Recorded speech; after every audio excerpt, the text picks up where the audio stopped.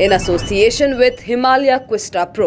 सेहत का ये एपिसोड आप तक लाए हैं हिमालय क्विस्टा प्रो वे प्रोटीन। ये बना है खास जड़ी बूटियों से जो मसल स्ट्रेंथ बढ़ाने और उसकी रिकवरी में मदद करता है। अक्सर फिल्मों में ऐसा होता है कि कोई पेशेंट अस्पताल में भर्ती है, डॉक्टर घर वालों को आकर बताता है कि पेशेंट की दोनों किडनियां फेल हो चुकी हैं, उसे एक नई किडनी की जरूरत है। अब ऐसे में पेशेंट के घर वालों में से कोई किडनी देने के लिए तैयार हो जाता है, एक ऑपरेशन होता है और पेशेंट ठीक। पर ऐसा सिर्फ फिल्मों में होता है, हकीकत में ये इतना आसान नहीं है। Post graduate institute of medical education and research के मुताबिक फिलहाल 2726 लोग जिंदा रहने के लिए एक किडनी का इंतजार कर रहे हैं, पर उन्हें किडनी देने वाला कोई भी नहीं। Directorate general of health services के मुताबिक हिंदुस्तान में हर साल 1,80,000 लोगों की किडनियां फेल हो जाती हैं। ऐसे पेशेंट्स को किडनी ट्रांसप्लांट की ज़रूरत होती है, पर इन 1,80,000 लोगों में से केवल 6,000 लोगों को नई किडनी मिल पाती है। अब आप खुद ही गणित करके देख लीजिए, किडनी ना मिल पाने के कारण कितने लोगों की जान जाती है हर साल। ऐसे में ज़रूरी है कि हम ऑर्गन डोनेशन के बारे में कुछ ज़रूरी बातें जान लें। आज हम किडनी डोनेशन के बारे में बात करेंगे, जैसे कौन अपनी किडनी दे सकता है, कैसे दे सकता है और क्या किडनी देने के बाद डोनर को कोई परेशानी होती है। ये सारी बातें जानते हैं डॉक्टर्स से। अगर किसी पेशेंट की किडनी टोटली खराब हो गई है और उसको जीने के लिए डायलिसिस की जरूरत पड़ रही है, तो इस बीमारी का पक्का इलाज किडनी ट्रांसप्लांटेशन यानी गुर्दा प्रत्यारोपण ही है। ऐसे मरीज पहले तो डिसीज डोनर यानी कैडावर किडनी के लिए रजिस्टर होते हैं, मगर कैडावर किडनी मिलना इतना आसान नहीं होता है, तो उनको किसी जीवित व्यक्ति ने ही अपनी 2 में से 1 किडनी स्वेच्छा से दान देनी होती है और उस दान को एक्सेप्ट करके उनका ट्रांसप्लांट हो तो ये क्रॉनिक किडनी डिसीज हमेशा के लिए क्योर किया जा सकता है, पेशेंट दोबारा फंक्शनल हो जाता है, समर्थ हो जाता है। तो हमारे देश में ऑर्गन ट्रांसप्लांटेशन के ऊपर एक कानून है, transplantation of human organs act. इसके अनुसार बीमार व्यक्ति के फर्स्ट डिग्री रिलेटिव्स यानी या तो माता पिता या सगे भाई बहन या बेटा बेटी, ये अपनी स्वेच्छा से उन्हें गुर्दा दान कर सकते हैं। इसके अलावा एक संशोधन के द्वारा ग्रैंड पेरेंट्स यानी दादा दादी नाना नानी या ग्रैंड चिल्ड्रन, ये लोग भी नाती पोता पोती, ये लोग भी किडनी दे सकते हैं क्योंकि ये भी फर्स्ट डिग्री रिलेटिव के तहत में गिने जाते हैं। इसके अलावा लीगली मैरिड स्पाउस यानी पति या पत्नी भी अपनी इच्छा से किडनी दे सकते हैं। तो ये लोग तो हुए नियर रिलेटिव्स। इसके अलावा अगर कोई और रिश्तेदार है जो 2nd 3rd डिग्री जो देना चाहता है, तो एक ऑथराइजेशन कमेटी उनको इंटरव्यू करती है, पता करती है कि क्या सचमुच वो रिश्तेदारी में है, और फिर सब कुछ जांच लेने के बाद उनको भी अप्रूवल मिल सकता है किडनी डोनेट करने का।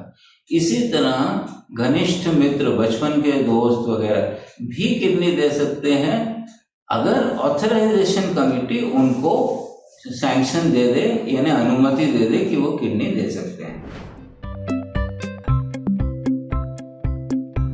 एक तो उसने अपना वजन वेल मेंटेन रखना चाहिए, और यदि उनको ब्लड प्रेशर जैसी कोई बीमारी हो तो वो एक दवा पर वेल कंट्रोल्ड होना चाहिए।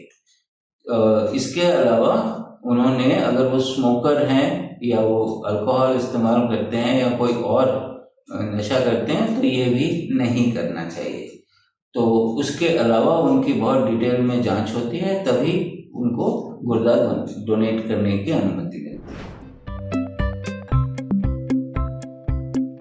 पहले विलिंगनेस ली जाती है गुर्दा देने वाले से कि क्या वो विलिंग है, फिर उसका ब्लड ग्रुप चेक होता है। जहां तक हो सके उसका ब्लड ग्रुप रेसिपिएंट से, जो आपका मरीज है उससे मिलता होना चाहिए। आजकल वैसे इनकम्पैटिबल ब्लड ग्रुप्स में भी ट्रांसप्लांट किए जा सकते हैं, मगर वो फिर बहुत डिटेल प्रोसीजर के अंतर्गत ही इस तरह का ट्रांसप्लांट हो सकता है। इसके बाद उनकी सारी शारीरिक जांच होती है, कोई पुरानी बीमारी के लक्षण तो नहीं है ये देखे जाते हैं, और अगर डोनेट करने वाला डोनर पूरी तरह से फिजिकली फिट है, उसकी सारी इन्वेस्टिगेशन, सारे सिस्टम्स, ऑर्गन्स ठीक से काम कर रहे हैं, सारी इन्वेस्टिगेशन रिपोर्ट्स नॉर्मल हैं, और उनका एबीओ ग्रुप मैच करता है, इसके अलावा उनकी टिश्यू टाइपिंग हमारे रेसिपिएंट से मिलती है, या क्रॉस मैच नेगेटिव आता है, यानी ये गुर्दा देने में लेने वाले को कोई परेशानी नहीं होगी, तब उसे अनुमति मिलती है कि वो गुर्दा दे सकता है। देने वाले को 2 किडनियां होनी चाहिए और दोनों नॉर्मल काम करनी चाहिए, तो उनमें से एक निकाल ली जा सकती है और इससे देने वाले को कोई नुकसान नहीं होता। उम्मीद है किडनी डोनेशन को लेकर हमारे जिन भी व्यूअर्स के मन में सवाल थे वो दूर हो गए होंगे। अब बढ़ते हैं सेहत के अगले सेगमेंट की तरफ, तन की बात। जानिए प्रेगनेंसी के दौरान यूरिन पर कंट्रोल क्यों नहीं रहता। प्रेगनेंसी में अक्सर औरतों की शिकायत रहती है कि उनका अपने ब्लैडर पर कंट्रोल नहीं रह गया है, यानी यूरिन ज्यादा देर तक वो रोक नहीं पाती और कभी कभी तो ये अपने आप पास भी हो जाता है। हमारे व्यूअर्स का सवाल है कि क्या ऐसा होना नॉर्मल है या ये कोई परेशानी वाली बात है। उन्हें डर है कि कहीं उनकी किडनी में कोई समस्या तो नहीं। देखिए, एक्सपर्ट्स का कहना है कि ये प्रेगनेंसी के दौरान होने वाले सबसे आम बदलावों में से एक है। प्रेगनेंसी के दौरान गर्भाशय का साइज बढ़ता है क्योंकि पेट में बच्चे का साइज भी बढ़ रहा होता है। यूरिनरी ब्लैडर यानी पेशाब की थैली ये बनी होती है कुछ मांसपेशियों से। प्रेगनेंसी के दौरान गर्भाशय का साइज बढ़ने से इस पर भी प्रेशर पड़ता है। मांसपेशियां काफी ज्यादा स्ट्रेच होती हैं, इस कारण नई माओं को अपने ब्लैडर पर कंट्रोल नहीं रहता है। यूरिन अपने आप पास भी हो जाता है, कभी भी कहीं भी। पर घबराने की बात नहीं है, ये समय के साथ ठीक भी हो जाता है। जैसे जैसे मांसपेशियां मजबूत होती हैं, ये दिक्कत भी दूर हो जाती है। इसमें 4 से 6 हफ्तों का समय लगता है। आप पेल्विक फ्लोर एक्सरसाइज भी कर सकते हैं, जैसे कि कीगल एक्सरसाइजेस। इसमें गुदद्वार को ऊपर की तरफ खींचना होता है, फिर उसको खींचकर 10 तक गिनती गिनिए और उसके बाद रिलैक्स करिए। ऐसा 10 बार करें। इस पूरे प्रोसेस को दिन में कम से कम 4 बार करना चाहिए, आराम मिलेगा।